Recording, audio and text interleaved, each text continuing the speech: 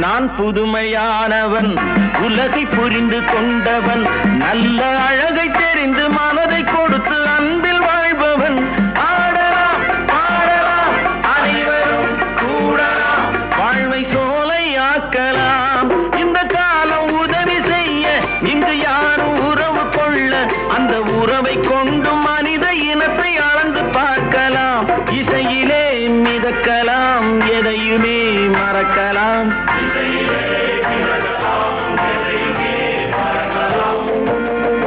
என்னை தெரியுமா, நான் சிரித்து பழகி கருத்தை கவரும் ரசிகன். என்னை தெரியுமா,